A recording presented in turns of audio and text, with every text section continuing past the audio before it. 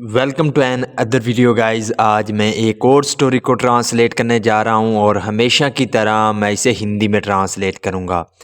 आज की जो स्टोरी है वो काफ़ी इंटरेस्टिंग होने वाली है और इस स्टोरी में मैं आपको वर्ड बाय वर्ड मीनिंग के बारे में बताने जा रहा हूं।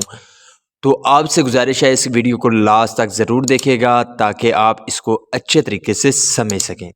तो वीडियो शुरू करते हैं। वीडियो का जो टाइटल है वो है the shepherd and the Wolff.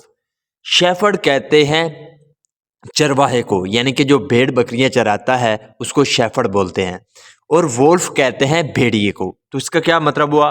The shepherd and the Wolff, यानी कि चरवाहा और भेड़िया। तो ये था हमारा टाइटल। इसको मजीद पढ़ते हैं। There lived a shepherd in a village. Shepherd का मतलब होता है चरवाहा। तो एक चरवाहा रहता था कहाँ? इन अ विलेज, एक गांव में। तो एक गांव में एक चरवाहा रहता था। He had many sheep. यहाँ पे हमारा जो है पास्ट का पोजेसिव वाक्य है, हैड लगा है। ये जो हैड है ये पास होने के सेंस में है, पास्ट के लिए। तो ही हैड, उसके पास थी क्या? Many sheep. शीप क्या मतलब होता है? भेड़ें। तो उसके पास बहुत सी भेड़ें थी। He took them out every morning for grazing. He took, वो ले जाता था। टेक का मतलब होता है ले जाना। तो यहाँ पे सेकंड फॉर्म है टुक। ये हमारा पास्ट इंडेफिनिट का अफर्मेटिव वाक्य है। तो ही टुक, वो ले जाता था, देम, उनको, आउट यानी कि बाहर ले जाता था, एवरी मॉर्निंग, हर सुबह।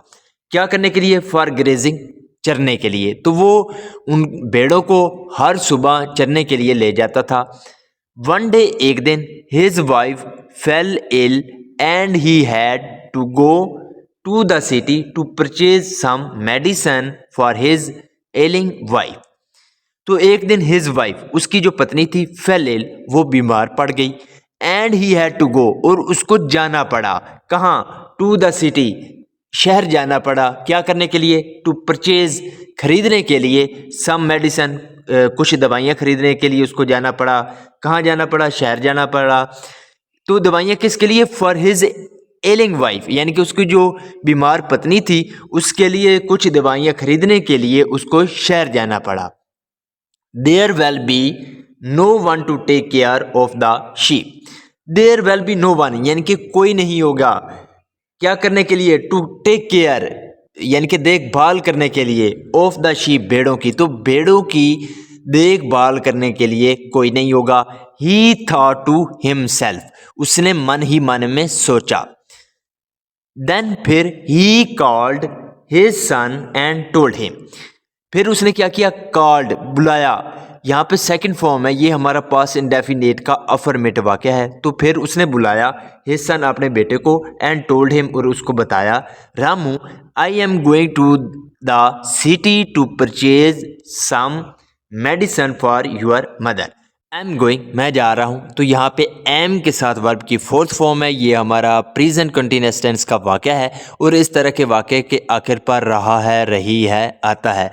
तो आई एम गोइंग, मैं जा रहा हूँ, टू द सिटी, शहर जा रहा हूँ, टू परचेज, खरीदने के लिए, सम मेडिसिन, कुछ दवाइयाँ, फॉर योर मदर, तुम्हारी माँ के लिए।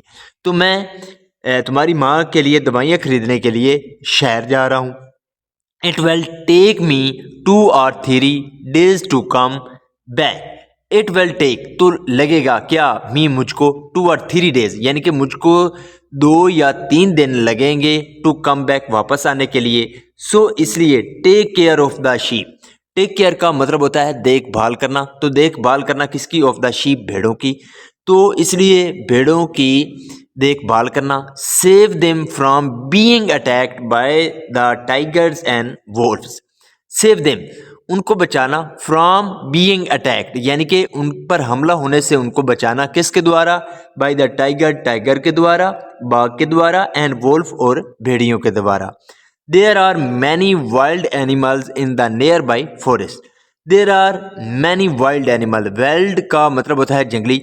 तो कई जंगली जानवर हैं इन द नियर बाई फॉरेस्ट, जो करीबी जो जंगल है उसमें कई जो जंगली जानवर हैं। They might kill over sheep, वो हमारी भेड़ों को मार सकते हैं।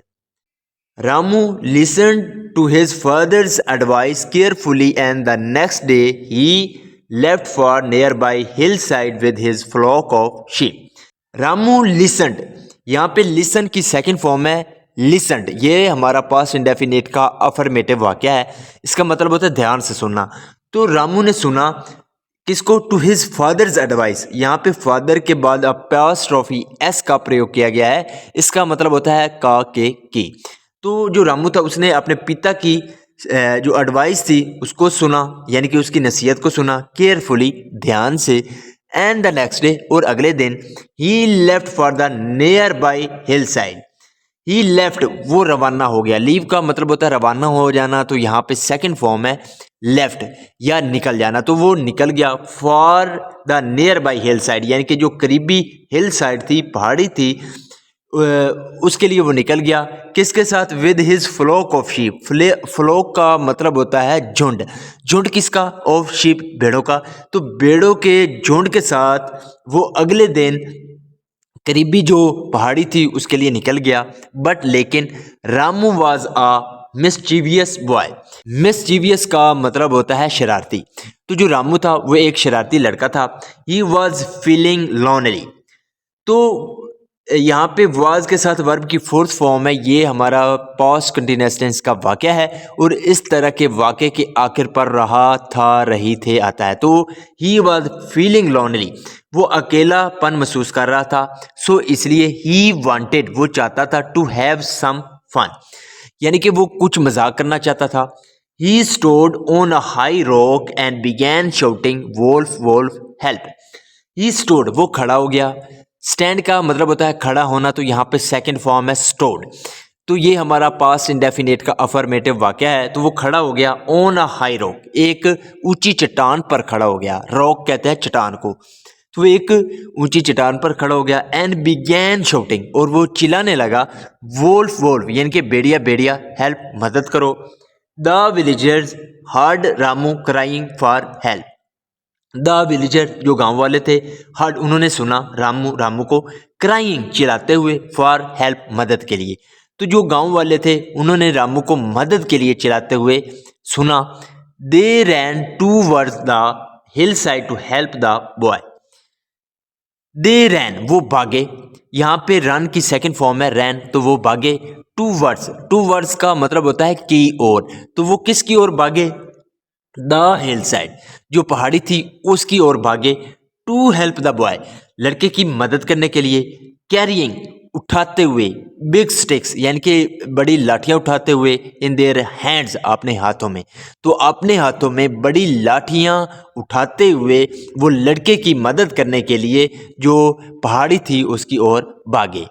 When, जब, they reached there, they found that there was no wolf. When, जब, they reached there, जब वो वहाँ पहुँचे. रीच का मतलब होता है कहीं पे पहुँचना.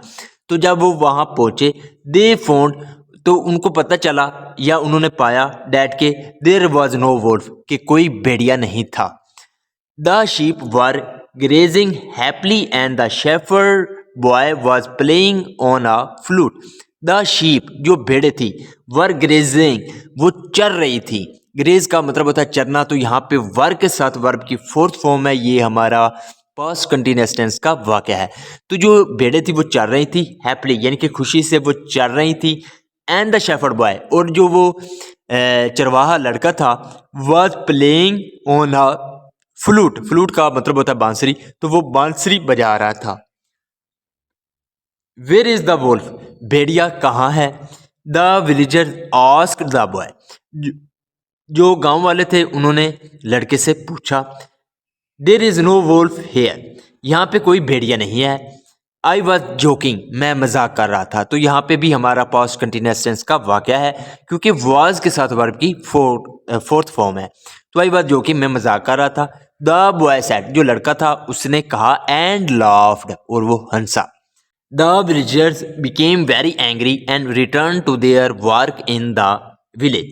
The villager, जो गांव वाले थे, became very angry, तो वो गुस्से हो गए, नाराज हो गए. तो become angry का मतलब होता है गुस्से हो जाना. तो यहाँ पे सेकंड फॉर्म है became. तो वो गुस्से हो गए एंड रिटर्न, और वो वापस लौटे टू देयर वर्क, अपने काम पर, इन द विलेज, गाँव में। नेक्स्ट डे, अगले दिन, the boy played the same trick, जो लड़का था उसने वही चाल चली। ट्रिक का मतलब होता है चाल, प्ले का मतलब होता है चलना। तो the boy played the same trick, जो लड़का था उसने यानी कि सेम जो चाल थी वो चली। The villagers again reach there to help the boy, जो गांव वाले थे अगेन दोबारा रीच देयर, वो वहां पहुंच गए टू हेल्प द बॉय, लड़के की मदद करने के लिए। तो अगले दिन जो गांव वाले थे वो लड़के की मदद करने के लिए पहुंच गए। बट लेकिन when they came to know that the boy was lying there, they felt highly annoyed and went back to the village cursing the boy. But लेकिन when they came to know, come to know का मतलब होता है पता चलना, तो यहाँ पे सेकंड फॉर्म है केम टू नो। तो जब उनको पता चला डैड के द बॉय वॉज लाइंग, कि जो लड़का था वो झूठ बोल रहा था, जब उनको ये पता चला, दे फेल्ट, तो उन्होंने महसूस किया। फील का मतलब होता है महसूस करना, तो यहाँ पे सेकंड फॉर्म है फेल्ट। तो उन्होंने महसूस किया हाईली अनॉयड, यानी कि बहुत ज़्यादा उन्होंने निराशा महसूस किया। And went back to the village, और वो गांव वापस आ गए कर्सिंग, कोसते हुए द बॉय, लड़के को। But on the third day, लेकिन तीसरे दिन, अ वोल्फ रियली केम देयर, एक भेड़िया वास्तव में वहां आ गया। द बॉय गॉट फ्राइटेंड, जो लड़का था वो डर गया। टू सी, देखकर, हिज रेड आइज, जो भेड़िया था उसकी लाल आंखें देखकर जो लड़का था वो डर गया। The wolf was huffing and growling, the wolf जो भेड़िया था वॉज हफिंग, वो हाँप रहा था, एंड ग्रोलिंग, और गुरला रहा था। He began advancing toward the flock of sheep, he began, वो शुरू हो गया। एडवांसिंग, एडवांस का मतलब होता है किसी की ओर बढ़ना, यानी कि किसी शख्स की ओर या किसी चीज़ की ओर बढ़ना, उसको एडवांसिंग बोलते हैं। तो वो बढ़ना शुरू हो गया। Toward the flock of sheep, भेड़ों का झुंड था उसकी ओर वो जो भेड़िया था वो बढ़ना शुरू हो गया। नैशिंग हिज टीथ, नैशिंग का मतलब होता है पीसना, तो पीसते हुए, हिज टीथ, अपने दांतों को पीसते हुए, एंड लुलिंग, और लुबलुबाते हुए, हिज टंग, अपनी ज़ुबान को, तो अपनी ज़ुबान को लुबलुबाते हुए और अपने दांतों को पीसते हुए जो भेड़िया था वो भेड़ों के झुंड की ओर बढ़ने लगा। द बॉय लॉस्ट हिज करेज, जो लड़का था उसने अपनी हिम्मत खो दी। करेज का मतलब होता है हिम्मत, लॉस्ट का मतलब होता है खो देना। तो जो लड़का था उसने अपनी हिम्मत खो दी।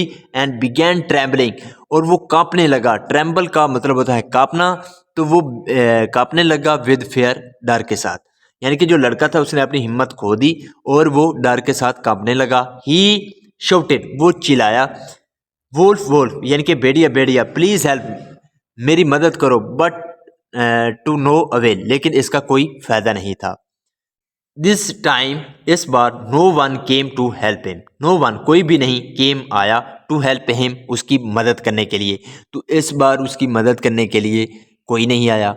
द विलेजर, जो गांव वाले थे, थॉट, उन्होंने सोचा, डैट के Ramu was up to his old tricks, कि जो रामू है वो पहले की चाल चल रहा है। The Wolff killed many sheep of Ramu, जो भेड़िया था, किल्ड, उसने मार दिया, मैनी शीप, बहुत सी भेड़ों को, ऑफ रामू, रामू की। तो जो भेड़िया था उसने रामू की बहुत सी जो भेड़ें थी उनको मार दिया। रामू रिटर्न होम वीपिंग, जो रामू था रिटर्न, वो वापस लौटा, होम, घर वापस लौटा, वीपिंग, रोते हुए। तो रामू रोते हुए घर वापस लौटा। इसका मोरल क्या है? People do not trust a liar, यानी कि जो लोग होते हैं, डू नॉट ट्रस्ट, वो विश्वास नहीं करते, अ लायर, एक झूठे का, यानी कि एक झूठे शख्स का जो लोग होते हैं वो विश्वास नहीं करते। So this is the video guys. अगर आपको ये वीडियो अच्छी लगी हो तो इस वीडियो को लाइक कर दें, चैनल को सब्सक्राइब कर दें, ताकि इसी तरह की आने वाली वीडियो आप तक पहुंचती रहे। Have a nice day, good bye.